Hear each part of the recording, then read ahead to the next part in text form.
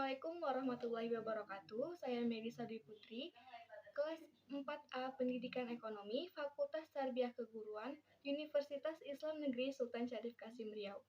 Video ini dibuat untuk memenuhi tugas mata kuliah Ekonomi Makro yang diampu oleh Ibu Salmiah, SPD MPDE. Baiklah, di video ini saya akan membahas tentang pengangguran. Pengangguran adalah mereka yang sedang mencari pekerjaan atau mereka yang sedang mempersiapkan usaha atau mereka yang tidak mencari pekerjaan karena mereka merasa tidak mungkin mendapatkan pekerjaan. Jadi, untuk kalian yang sedang sekolah atau kuliah, meskipun tidak bekerja, itu tidak disebut pengangguran. Selanjutnya adalah jenis-jenis pengangguran berdasarkan ciri-cirinya. Yang pertama yaitu pengangguran terbuka. Pengangguran terbuka adalah kesempatan kerja lebih sedikit dibandingkan tenaga kerja sehingga tidak bekerja sama sekali. Contohnya, seorang lulusan pertanian yang menganggur lantaran tidak adanya lapangan pekerjaan yang sesuai dengan jurusannya. Jenis yang kedua yaitu pengangguran terselubung.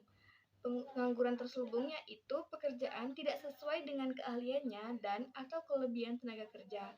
Contohnya itu seperti seseorang lulusan perbankan yang bekerja sebagai pelayan kafe karena tidak adanya pekerjaan yang sesuai dengan keahliannya.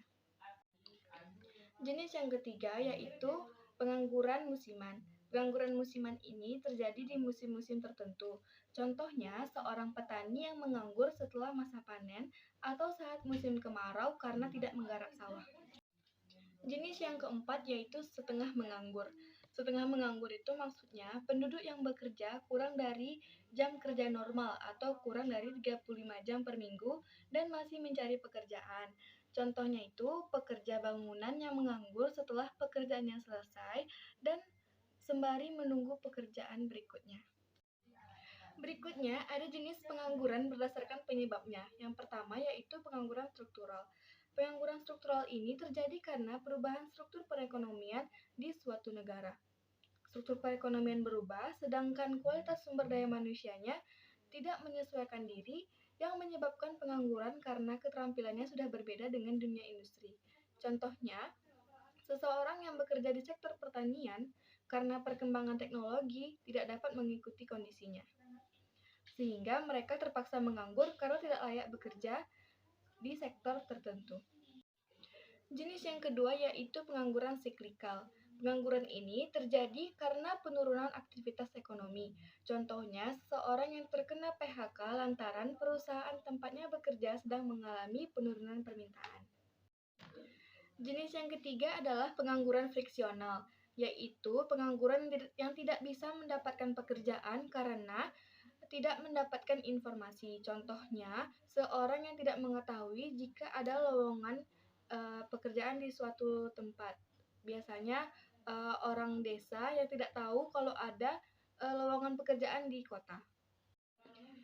Jenis yang terakhir yaitu pengangguran teknologi. Pengangguran teknologi ini yaitu kehilangan pekerjaan akibat perkembangan teknologi. Contohnya PHK karyawan pabrik karena digantikan oleh mesin. Yang biasanya pabrik mempekerjakan karyawan sebanyak 100 orang, karena digantikan oleh mesin, pabrik akan mengurangi karyawannya. Selanjutnya, yaitu akibat dari pengangguran.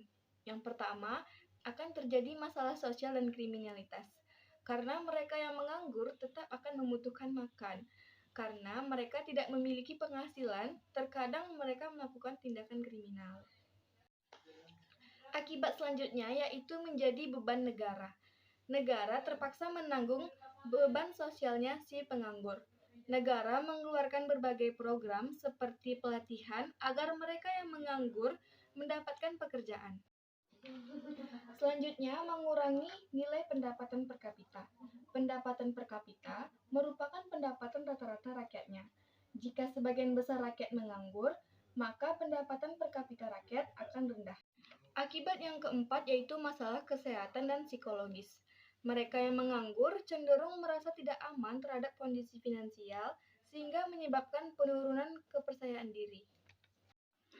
Akibat yang terakhir yaitu rendahnya produktivitas. Produktivitas negara menjadi rendah karena mereka yang menganggur tidak dapat menghasilkan apapun yang bernilai ekonomi. Selanjutnya, bagaimana cara mengatasi pengangguran? Yang pertama, dengan meningkatkan kualitas pendidikan, sehingga menghasilkan sumber daya manusia yang unggul dan berkarakter dan dapat mencari pekerjaan yang terampil atau menciptakan lapangan pekerjaan baru. Cara yang kedua yaitu dengan meningkatkan investasi. Tingginya nilai investasi menciptakan tumbuhnya usaha-usaha baru sehingga mampu menciptakan lapangan pekerjaan baru dan mengurangi tingkat pengangguran. Yang ketiga yaitu dengan pelatihan kewirausahaan. Pemerintah mengadakan pelatihan untuk para wirausaha baru untuk pengembangan keterampilan. Selanjutnya dengan cara program transmigrasi yaitu pemerataan dengan pemindahan penduduk kota ke desa sehingga adanya pemerataan pendidikan dan keterampilan bekerja. Cara yang terakhir yaitu dengan cara pemberdayaan masyarakat, yaitu upaya mengembangkan kesejahteraan masyarakat dengan meningkatkan pengetahuan, sikap, keterampilan, kemampuan, serta memanfaatkan sumber daya.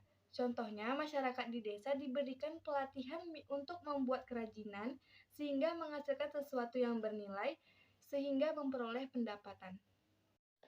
Baiklah, itulah tadi materi dari pengangguran. Apabila ada yang ingin ditanyakan, dapat ditanyakan di kolom komentar ya. Terima kasih. Assalamualaikum warahmatullahi wabarakatuh.